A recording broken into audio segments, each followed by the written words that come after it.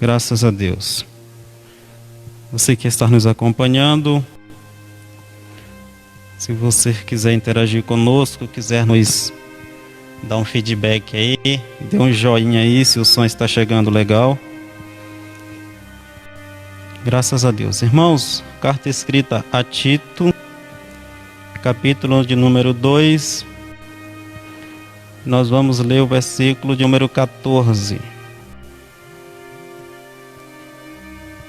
Vamos ler do versículo de número 11 até o versículo de número 14. Graças a Deus. Dar um tempinho para você que está em seu lar nos acompanhar.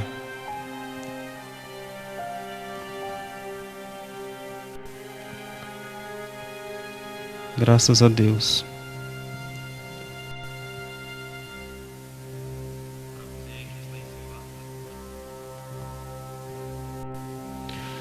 Nos diz assim a palavra de Deus. Tito, capítulo 2, versículo 11 ao 14.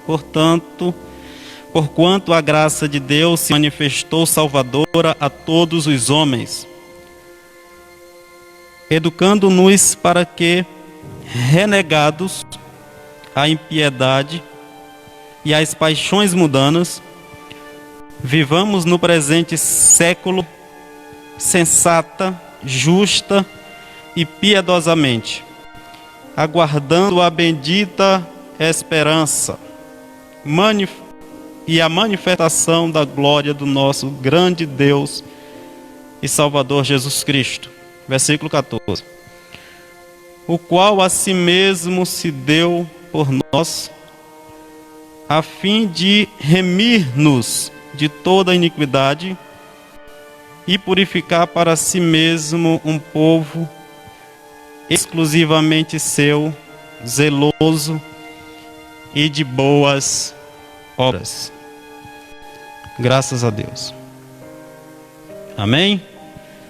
O qual a si mesmo se deu por nós, a fim de remir-nos de toda iniquidade e purificar para si mesmo um povo exclusivamente seu, zeloso e de boas obras. Graças a Deus. Somente até aqui. Nesta noite, nós estaremos discorrendo dentro de alguns minutos daquilo que o Senhor Deus colocou aos nossos corações. Eu tenho certeza que você será edificado com a palavra do Senhor Deus. O texto que nós acabamos de ler é uma carta escrita por Paulo a um homem de nome Tito. Este homem, ele não era judeu, ele não fazia parte do povo de Israel. Este homem era considerado gentio. E nós gostaríamos de falar nesta noite de um povo que não é israelita e que também não é necessariamente gentil, mas um terceiro povo. Nós sabemos que a humanidade, a palavra de Deus, ela separa o contexto da Bíblia Sagrada, se refere a 3 tipos de povos. Primeiro é o Israel, se tratando como nação, um povo a qual o Senhor Deus escolheu há muitos e muito tempo para tratar-lhe, para se revelar, para se fazer conhecido, não apenas para este povo, mas também para o segundo povo, que são os gentios. E nós vemos que destes 2 povos, o Senhor Jesus, o Senhor Deus, formou um terceiro povo. E que terceiro povo é esse? Quem será este terceiro povo, a qual nós aprendemos da palavra de Deus?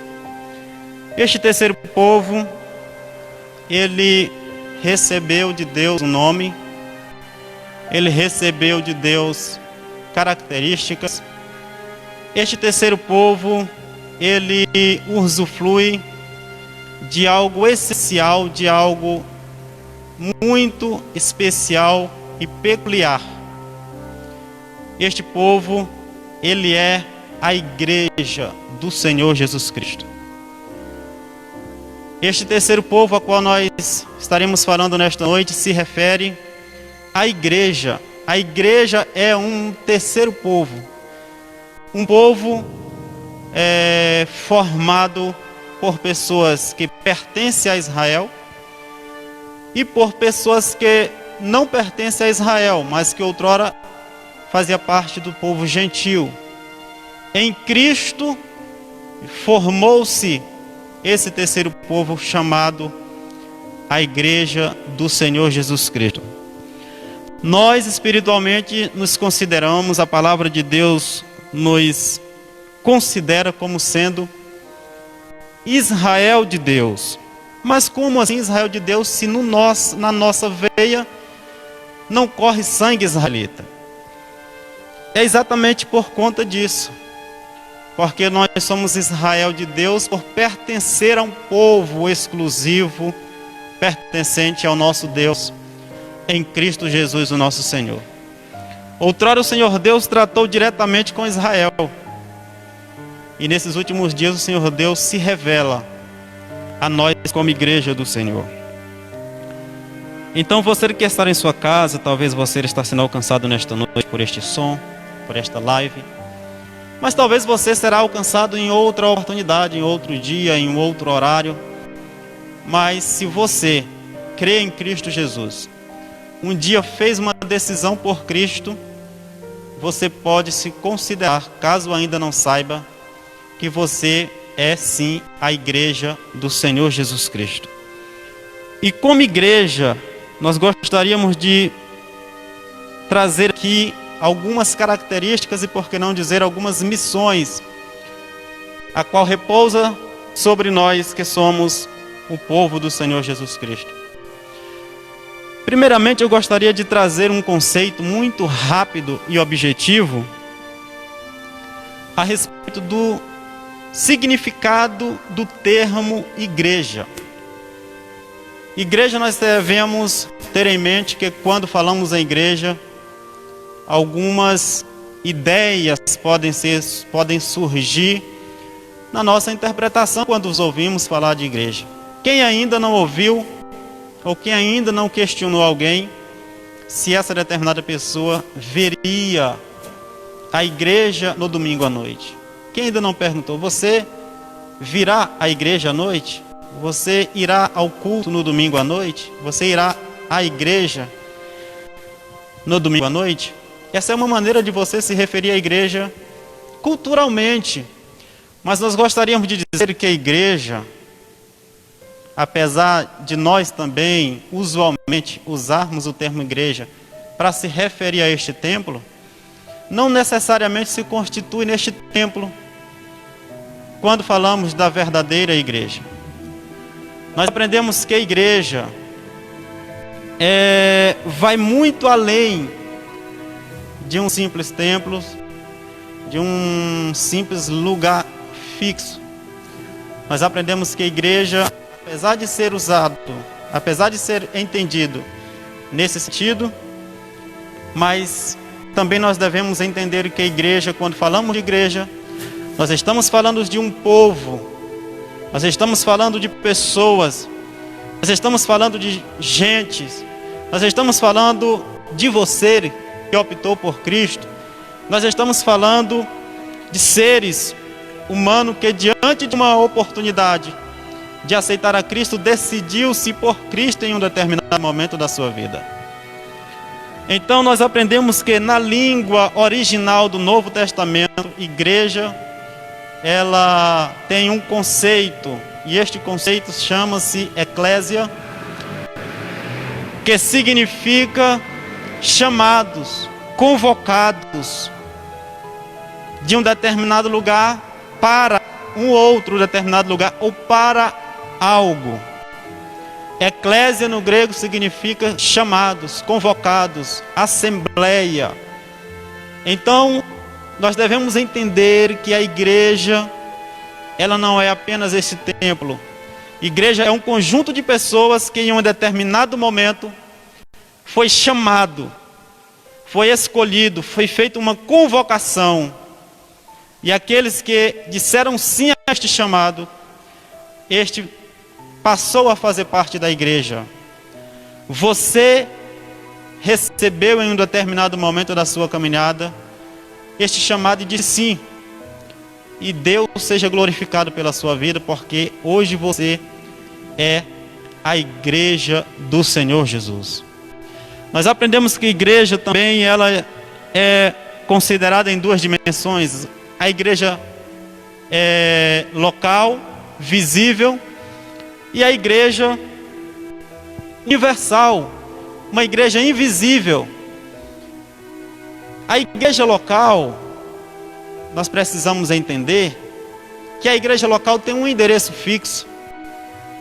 A igreja local ela tem um CNPJ, quadra 3, área especial 1, setor leste, é o endereço de uma igreja local. Na quadra 4, tem uma outra igreja local, e assim sucessivamente. As igrejas locais, elas têm um endereço fixo, ela tem a sua liturgia própria, ela tem a sua maneira de se portar, ela tem a sua maneira de agir. É claro que tudo isso moldado pela palavra de Deus, ou pelo menos deveria sim ser moldado pela palavra do Senhor Deus. Mas também nós entendemos igreja como sendo invisível e também considerada, chamada, conhecida como igreja universal. E o que seria a igreja universal? O que seria a igreja invisível? O que seria a igreja além da igreja local? A igreja invisível, a igreja universal, ela é composta por todos aqueles que aceitaram de fato ao Senhor Jesus, e não apenas aceitaram, mas que permanecem na presença de Deus. A palavra de Deus, em alguns momentos, em vários momentos, na verdade, o Senhor Jesus, Ele nos compara como sendo um corpo, onde há muitos membros. A igreja invisível, ela é a totalidade desse corpo. A igreja local é apenas um grupo de pessoas reunido em um determinado lugar. A igreja universal é a totalidade do corpo do Senhor Jesus Cristo. E você é membro disso. E você é parte deste corpo. Você ajuda a compor a totalidade deste corpo que tem como cabeça o Senhor Jesus Cristo, o nosso Deus.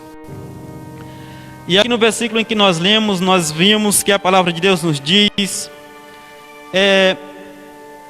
para nos purificar para si mesmo, um povo exclusivamente seu, zeloso e de boas obras. Em outro contexto, a palavra de Deus vai nos dizer que Cristo edificaria a sua igreja sobre a pedra principal, a pedra angular, que seria Ele mesmo.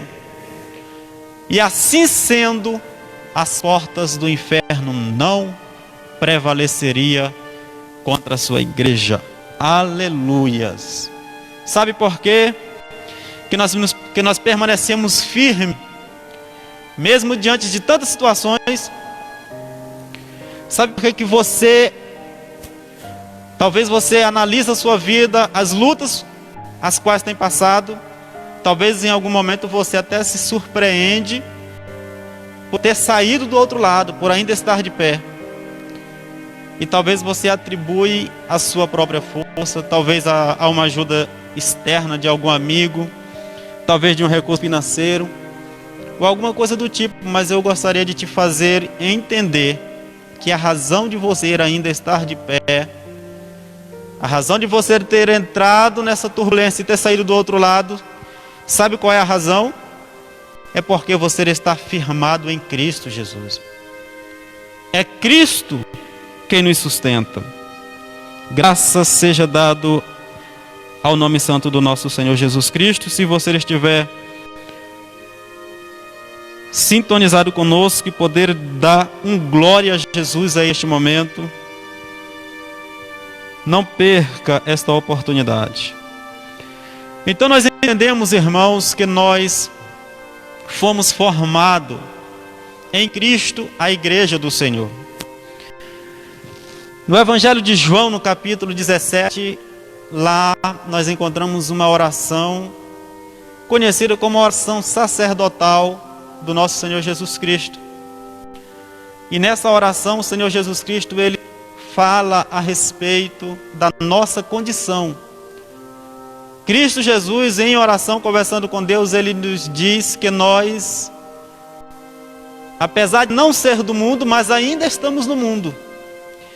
Então aqui nós entendemos um pouco mais sobre o conceito eclésia, convocados, chamados, que nós falamos no início. Talvez nós podemos nos perguntar, mas como assim chamados? Chamados de onde para onde? Chamados de onde para quê? Então nós entendemos o conceito do significado de igreja, é exatamente chamados do mundo para fora do mundo. Mas em que sentido? Nós somos chamados do mundo e somos colocados aonde? E somos colocados onde? Nós não somos tirados do mundo e colocados em uma cidade onde só tem igreja. Seria até bom, né? Pegar uma cidade exclusiva só para a igreja, colocar o povo de Deus, todo mundo lá. Mas não é bem assim. Nós somos convocados, nós somos chamados por Cristo para uma vida diferente da vida do sistema mundano em que o mundo está afundando cada vez mais. Nós somos chamados por Cristo para uma vida de santidade. Nós somos convocados por Cristo para nele vivermos de modo diferente. Jesus Cristo, ele diz: Pai, eu não peço que os tires do mundo, mas que os livres do mal. Senhor, eles não são do mundo como eu do mundo não sou. Meu querido, você como igreja, você não é deste mundo. Se nós não somos deste mundo, o que nos cabe? Vivermos diferente. Vivermos na expectativa de regressar para o nosso lar eterno. Nós não somos deste mundo e não devemos viver como se fôssemos. Como igreja do Senhor, sabendo que fomos chamados por Deus e não somos deste mundo, devemos nós procurarmos viver de modo diferente, porque o mundo está vivendo como se eternamente fosse a sua morada. Mas a igreja, ela não é dessa forma. A igreja não é desse modo. Você como igreja, você tem que entender que você é diferente. E você é diferente não porque você é melhor do que ninguém, no sentido de em si mesmo ser melhor do que outro, mas você é diferente porque você tem a presença do Senhor na sua vida. Porque eu tenho a presença do Espírito Santo de Deus na minha vida. E é isto que me faz diferente do mundo. A igreja, ela não pode, ela não deve ser parecida com o mundo. Então você como igreja tem que entender isto. Eu separei aqui 3 missões, 3 coisas que recaem sobre nós como igreja. E eu coloquei aqui a primeira missão, é adorar a Deus. Nós como igreja, enquanto aqui na terra, e a palavra de Deus nos chama como igreja militante, enquanto estivermos militando neste mundo, nós temos um dever de adorar a Deus. E talvez quando falamos dever de adorar a Deus, pode nos parecer algo ruim, algo meio que forçado, porque é um dever. da igreja, adorar a Deus, talvez você pode pensar assim, mas calma aí, dever. Mas dever nos arremete a algo que nós não queríamos, não gostaríamos, mas temos que fazer por alguma razão. Mas nós como igreja temos que entender que a presença do Espírito Santo de Deus na nossa vida nos impulsiona para fazermos aquilo que devemos como igreja, não de um modo desagradável, não de um modo obrigado, forçado ou algo parecido, mas de um modo voluntário. O salmista Davi, em oração, ele pedia para que o Senhor Deus não retirasse dele o seu espírito, para que o Senhor Deus devolvesse a ele a alegria da salvação. E algo que me chama a atenção é quando ele fala assim: Senhor, me sustém com um espírito voluntário. Senhor, me sustenta com um espírito voluntário. O salmista Davi, ele pedia para que o Senhor Deus sustentasse a ele com um espírito de voluntariedade. Eu costumo dizer que nós, como igreja do Senhor Jesus Cristo, não somos obrigados a estarmos perto de Deus. Eu costumo dizer sempre aqui para o grupo de jovens aqui da igreja que nós precisamos estar na presença de Deus, mas jamais de modo obrigado, de modo forçado, algo do tipo, mas sim de um modo voluntário. Isso tem que gerar alegria em nosso coração. Então nós fomos chamados para formar a igreja. E uma vez formado, temos a missão de adorar a Deus. E adorar, nós colocamos aqui, primeiramente, por que adorar a Deus? Porque só Ele é digno, só Ele é merecedor da sua adoração. Por que razão adorar a Deus? Porque a ninguém mais cabe, a ninguém mais deve ser dado o louvor dos seus lábios, a adoração da sua alma, do seu coração, a não ser o Senhor, o nosso Deus, o Todo-Poderoso. E talvez você que está me ouvindo neste momento, talvez Deus está falando com você e te chamando para um momento de reflexão. Como será que nós estamos orando a Deus? Será se estamos compartilhando da nossa adoração com outra coisa a não ser o nosso Deus? Será se a sua adoração está sendo direcionada para o lugar certo? Será se nós como igreja estamos verdadeiramente adorando a Deus? Louvado seja o nome do Senhor Jesus Cristo. Então nós temos aqui algumas referências. Mateus capítulo 4. Nós encontramos em Êxodo o Senhor Deus dizendo que somente ao Senhor Deus devemos adorar. Mas algo também eu gostaria de falar aqui, mas o que significa adorar? O que significa adoração? Será se a adoração seria apenas uma expressão dos nossos lábios? Será se nós adoraríamos ao Senhor Deus somente com o nosso cântico? Será se adorar a Deus refere-se apenas em eu estar aqui na frente com o microfone na mão louvando a Deus? Para quem tem uma voz bonita, uma voz boa, talvez pode até por algum momento se equivocar e achar que está adorando a Deus. Mas adorar a Deus, irmãos, segundo o que nós entendemos da palavra de Deus, e Deus abençoe a vida dos irmãos que estão nos assistindo, adorar, o termo adorar, ele nos arremete a prostrar-se. Adorar está relacionado com humilhar.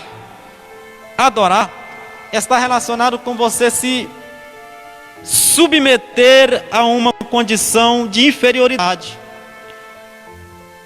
Nós poderíamos dizer que um grande exemplo de adoração a Deus foi quando Jó, lá no capítulo 1, quando ele recebe aquelas notícias de que tudo estava se acabando, a palavra de Deus nos diz que Jó pegou as suas vestes, rasgou as suas vestes, lançou cinza sobre o seu corpo, se jogou aos pés e adorou a Deus. Olha só que impressionante.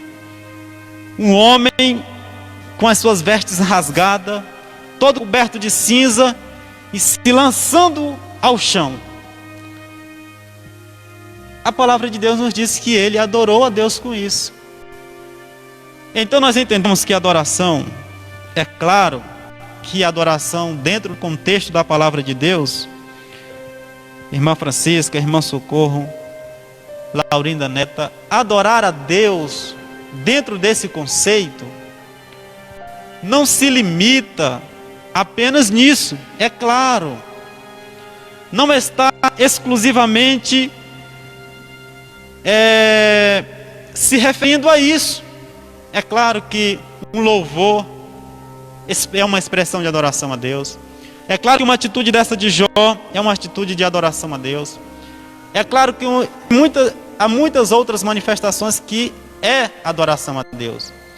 Mas o que me chama a atenção, irmãos, é que a adoração ela vai além de uma simples manifestação do nosso corpo físico. A adoração ela vai mais além do que o simples ajoelhar. A adoração vai além do que um simples se lançar ao chão. A adoração vai além do que um simples louvor. A adoração, ela é uma manifestação, não apenas do corpo físico, mas ela é uma expressão da alma, do íntimo. Quem nos move no caminho da adoração não é apenas a nossa vontade da nossa própria carne, não, muito pelo contrário. A adoração ela é produzida em nosso coração pelo Espírito Santo de Deus. A adoração, quando ela é produzida pelo Espírito Santo de Deus, não tem como ela ser uma adoração falsa, uma adoração arrogante, uma adoração reprovável diante do Senhor Jesus Cristo, não. Porque o Espírito Santo de Deus, Ele é quem nos habilita. É Ele quem nos capacita. O Espírito Santo de Deus é Ele quem move a igreja. O Espírito Santo de Deus é quem conduz a igreja. O Espírito Santo de Deus é quem consola a igreja no momento de lutas. O Espírito Santo de Deus é quem nos levanta, nos coloca de pé.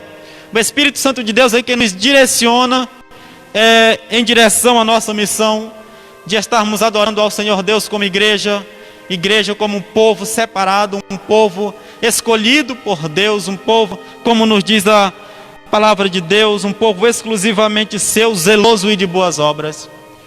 É o Espírito Santo de Deus quem gera em nós a capacidade para adorarmos ao Senhor Deus. Qualquer adoração que não é gerada pelo Espírito Santo não é uma adoração que é direcionada ao Senhor Deus. Por isso nós devemos estar sempre buscando a presença cada vez mais e mais do Espírito Santo, para que assim possamos estar expressando a verdadeira adoração ao nosso Senhor Jesus Cristo. Louvado e exaltado seja o nome do Senhor Jesus. Nós colocamos aqui algumas características da adoração como primeira missão. A primeira é em espírito e em verdade. E a referência que nós separamos aqui está em João capítulo 4, versículo 24. Com conhecimento, João capítulo 4, versículo 22. Com racionalidade, Romanos capítulo 12, versículo 1. Nós colocamos essas características porque no capítulo 4 de João, versículo 24, nós encontramos em espírito e em verdade Jesus conversando com a mulher samaritana, e ela tinha uma certa dúvida de como adorar a Deus. Aquela mulher, ela havia crescido ouvindo seus pais dizer que eles tinham que subir até o monte para poder adorar. Jesus Cristo então chega para ela e fala que não importaria a localidade, não haveria um lugar exclusivo e que somente naquele lugar Deus receberia aquela adoração. Não, ele falou para aquela mulher que na verdade a verdadeira adoração deveria ser em espírito e em verdade. A palavra de Deus também nos diz que o Espírito de Deus testifica com o nosso espírito. Quando o Espírito de Deus testifica com o nosso espírito, aí sim o nosso espírito é impulsionado, envolve a nossa alma, envolve o nosso corpo físico, e então adoramos verdadeiramente ao nosso Deus. Por isso a necessidade de estarmos constantemente buscando cada vez mais e mais a presença do Espírito Santo. Ainda em João capítulo 4, versículo 22, o próprio Senhor Jesus Cristo vai nos dizer que nós devemos ter conhecimento. Uma adoração que não envolve conhecimento, talvez ela não seja a verdadeira adoração. Nós devemos entender a quem estamos adorando. Será se você como igreja tem total conhecimento de quem realmente você está adorando? Aleluias. Então Jesus Cristo falou para aquela mulher: vocês estão adorando o que vocês não sabem. Mas nós, disse Jesus para aquela mulher, adoramos o que sabemos. Ah, meus queridos, é inadmissível que nós, como igreja do Senhor, não apenas igreja local, mas como igreja invisível do Senhor Jesus, tenhamos conhecimento do que nós estamos adorando. Uma adoração sem conhecimento é uma adoração duvidosa. Então o Senhor Jesus Cristo nos adverte: devemos ter conhecimento do nosso Deus para que possamos adorá-lo. E com racionalidade o apóstolo Paulo adverte-nos para que nós nos apresentamos ao Senhor Jesus Cristo como sacrifício vivo, santo e agradável a Deus, que é o nosso culto racional. Um culto com racionalidade. A palavra de Deus está nos advertindo quanto a isso. Então a primeira missão como igreja é a missão de adorar ao Senhor Deus, o nosso Senhor, o Criador dos céus e da terra. E a segunda missão, ela está relacionada no sentido horizontal. Como assim, sentido horizontal? A segunda missão está relacionada à igreja relacionando-se com ela mesma. Nós encontramos a palavra do Senhor Jesus Cristo nos dizendo, nós encontramos aqui Cristo nos comparou a um corpo, nós já mencionamos a respeito disso, sendo ele o cabeça, exatamente para nos mostrar a relação de irmandade que deve existir entre a sua igreja. 1 Coríntios capítulo 12, capítulo 12, versículo 12, capítulo 12, versículo 27, Romanos 12, Efésios, e em algumas outras referências bíblicas nós vamos encontrar o Senhor Jesus Cristo colocando o seu corpo, usando a figura de um corpo para se referir à igreja, nos colocando na posição de todos irmãos. E a palavra de Deus ainda nos diz que a relação que existe entre um membro do corpo em relação a outro membro, a mesma dependência também deve haver entre a sua igreja. Ninguém é superior a um outro membro. Por mais que às vezes nós queremos julgar, talvez que o nosso pé seja inferior ao nosso braço, talvez ao nosso olho, mas todos têm uma finalidade, todos têm uma funcionalidade. E anulando um destes, todo o resto do corpo irá aparecer, todo o resto do corpo irá sofrer. Então Jesus Cristo usa essa figura, e eu fico maravilhado com isso, porque Jesus Cristo usa a figura de um corpo, nos mostrando a dependência entre os seus membros, para exemplificar a relação que deve existir entre a sua igreja, entre um membro para com o outro membro. E eu glorifico ao Senhor Jesus Cristo, porque o único que é superior é o nosso Deus, e Ele é o cabeça da igreja. Sabe por que muitas das vezes nós andamos sem direção? Sabe por que muitas das vezes nós andamos errante? Sabe por que muitas das vezes nós entramos por caminhos que às vezes é só caminho de morte, de destruição, de decepção? Porque nós não estamos dando ouvido ao direcionamento que a cabeça, que é Cristo, está nos dando. Talvez Jesus está batendo no seu ombro, apontando por cima do seu ombro o caminho certo, mas você talvez está olhando para o outro lado e tomando uma outra direção. Mas que nesta noite nós possamos compreender e entender que Cristo é a cabeça da igreja, e todos nós somos espiritualmente os seus membros. Glória seja dada ao nome santo do nosso Senhor Deus. E como igreja, temos a missão de ajudar uns aos outros, espiritualmente, consolando uns aos outros, amando uns aos outros, até mesmo exortando uns aos outros. Exortação às vezes nos espanta, nos causa espanto, mas na verdade exortação é uma expressão de amor. Quem ama de verdade exorta, quem ama de verdade corrige, quem ama de verdade fala o que é preciso ser dito, o que é preciso ser falado. Então nosso Senhor Jesus Cristo, a palavra de Deus nos diz que Ele corrige aquele a quem ama. E muitas das vezes nós não queremos receber esta correção. Mas fica esta palavra de Deus para a sua vida nesta noite. Então, como igreja, ajudando uns aos outros, nós precisamos nos envolver, nos preocupar, nos envolver no sentido espiritual, no sentido positivo desta palavra, com a vida dos nossos irmãos em Cristo.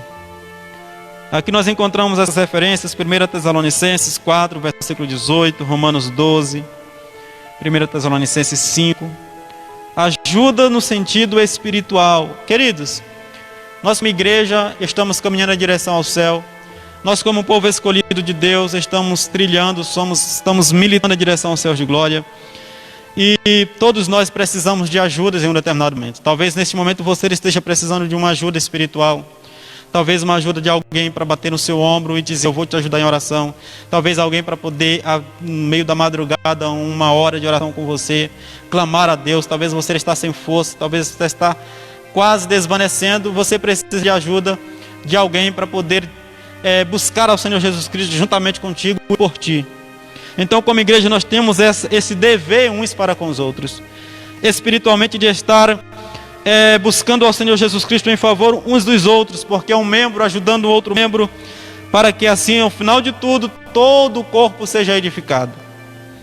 Fisicamente também a palavra de Deus nos adverte para que nós estejamos consolando uns aos outros. Colocamos aqui Romanos capítulo 12, versículo 13. A palavra de Deus nos diz que a igreja no início, eles repartiam entre si os seus próprios bens, eles ajudavam uns aos outros. Então nós vemos que, como segunda missão da igreja, nós precisamos também ajudar uns aos outros fisicamente, com necessidades do dia a dia. Precisamos fazer isto. E a palavra de Deus nesta noite está nos advertindo quanto a isso. Também, emocionalmente, lá no livro de Jó, capítulo 6, a palavra de Deus nos diz algo muito interessante. Eu glorifico muito a Deus, eu gosto muito desse texto. Lá a palavra de Deus nos diz que ao que está aflito, deve o amigo mostrar compaixão. Ao que estar aflito, deve o amigo mostrar compaixão. Quantas vezes nós precisamos de que alguém usasse de compaixão para conosco?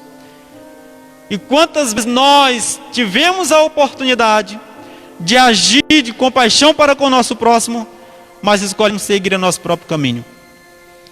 Então que esta palavra te confronte nesta noite. Que esta palavra vá de encontro a você nesta noite.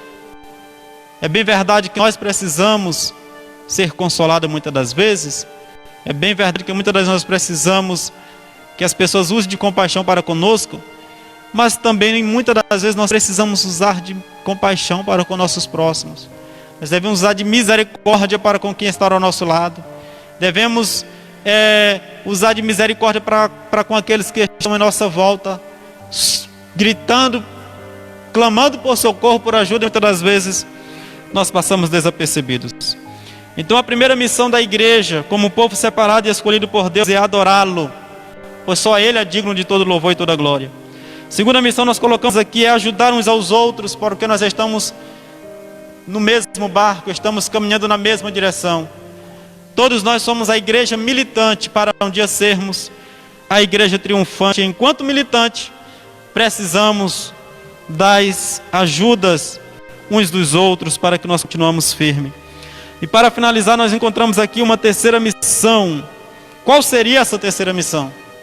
Nós encontramos aqui na palavra de Deus a terceira missão como anunciar as boas novas aos que estão de fora.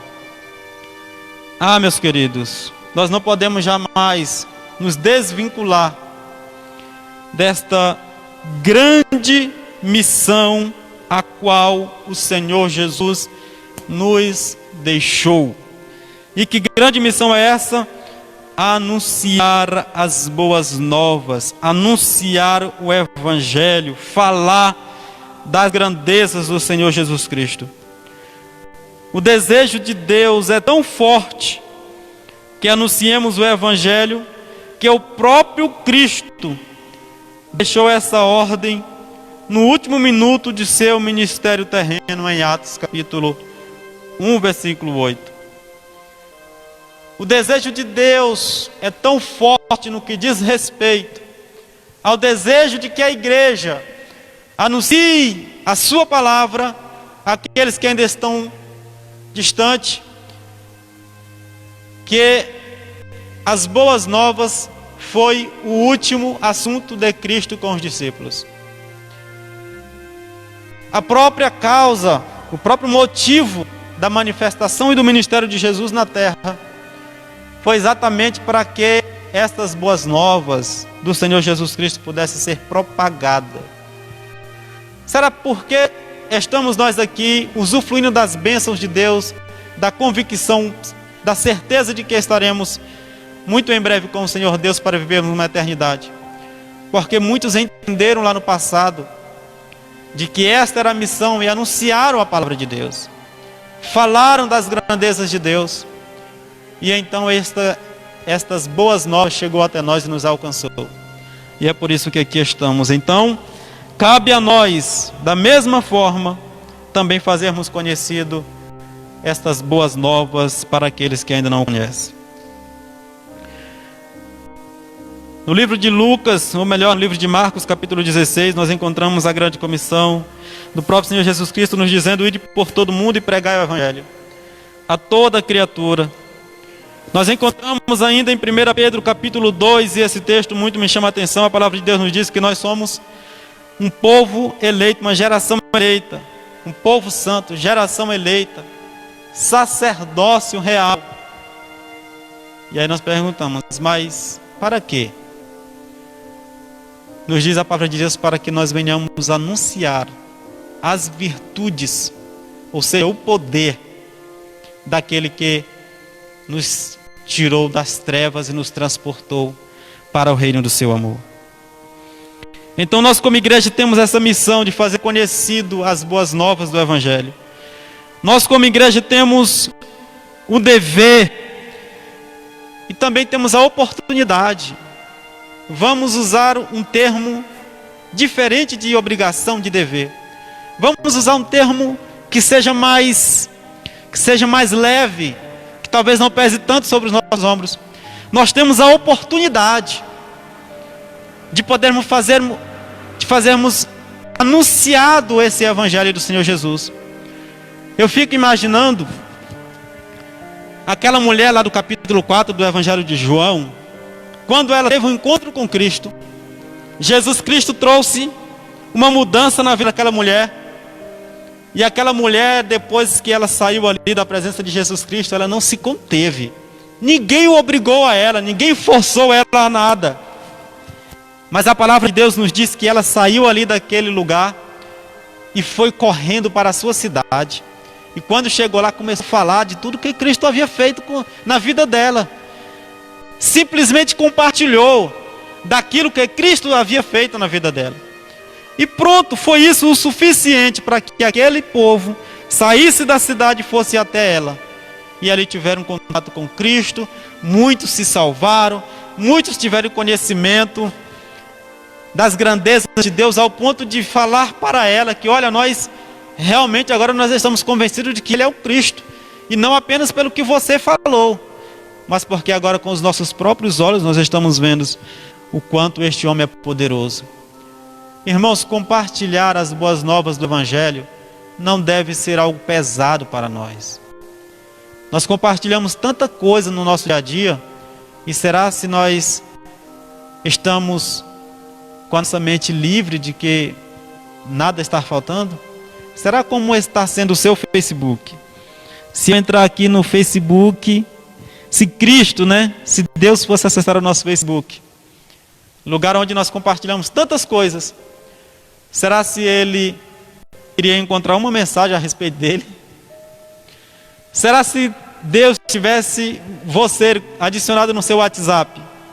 Se Deus estivesse participando de um grupo aqui onde todo o mundo estivesse dentro deste grupo de WhatsApp, será que Deus iria presenciar você compartilhando alguma mensagem a respeito das boas novas do Evangelho?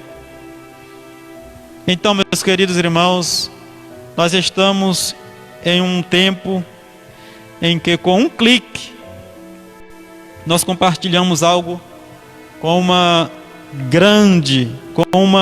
enorme quantidade de pessoas. E às vezes nós escolhemos compartilhar tantas coisas, mas não temos a mesma predisposição para compartilhar uma partícula da palavra do Senhor Jesus Cristo, talvez até mesmo daquilo que Deus fez em nossas vidas. Mas então nós encontramos aqui a palavra de Deus nos dizendo que nós fomos escolhidos por Deus para sermos a igreja, e como igreja somos geração eleita, sacerdócio real, nação santa, para anunciarmos as virtudes do Senhor Jesus Cristo. O apóstolo Paulo sabia muito bem dessa responsabilidade. Ele em um momento ele falou na sua palavra em 1 Coríntios: esta obrigação é imposta sobre mim, e ai de mim, se não anunciar este evangelho. Que nós tenhamos pelo menos a metade da preocupação que Paulo tinha. Que nós possamos ter pelo menos uma parte da conscientização que Paulo tinha em relação à oportunidade de estar anunciando a palavra de Deus. Que o seu Facebook, a partir de hoje, possa conter mais mensagem a respeito de Cristo, do que talvez política, do que talvez coronavírus, do que talvez um outro tema aí que talvez seja bem conhecido aí do nosso meio, mas que tenha mais mensagem a respeito da palavra de Deus, que tenha mais algo que seja edificante, talvez para aqueles que estão adicionados como seus amigos, possa ser notificado lá, e ao abrir a mensagenzinha lá, ver lá uma mensagem de que Deus tem uma palavra para ela, de que Deus estará abençoando a sua vida. Lance no seu Facebook uma palavra de edificação espiritual para a sua vida, para a vida de muitos. Eu quero desafiar você que está nos acompanhando aqui a lançar no seu Facebook, escreva uma palavra das boas novas do Evangelho, compartilhe um texto da palavra de Deus, escreva lá naquele campo lá, talvez o Facebook está sempre te perguntando em que você está pensando, e talvez você escreve muitas coisas, né? E talvez seja uma oportunidade de você falar para muitos algo da palavra do Senhor Jesus Cristo. Talvez nós falamos outras coisas que não tem nada a ver, mas eu quero te desafiar. Acesse o seu Facebook. Se essas pessoas que estão no seu WhatsApp são seus amigos, escreva uma palavra de edificação para ela. Talvez há pessoas que estão neste momento desesperadas, talvez há pessoas que estão tirando as suas próprias vidas. Talvez uma palavra da parte de Deus talvez mudaria este pensamento na mente dessa pessoa. E talvez nós temos a oportunidade, mas nos ocupamos com muitas outras coisas. E como igreja do Senhor Jesus Cristo, como chamados para fora, nós acabamos negligenciando e falando de 1 milhão de outras coisas, mas pouco falando a respeito do Senhor Jesus Cristo.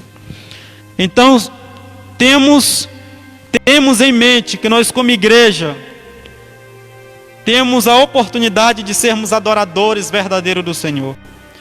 Como igreja temos a oportunidade de ajudar uns aos outros, no sentido físico, espiritual, emocional. Como igreja nós temos a missão, a oportunidade de fazer conhecidas as boas novas do Evangelho de Cristo. Louvado seja o nome santo do Senhor Jesus. E como igreja nós teremos muito em breve a oportunidade de estarmos participando do arrebatamento da igreja para estar com o Senhor Jesus.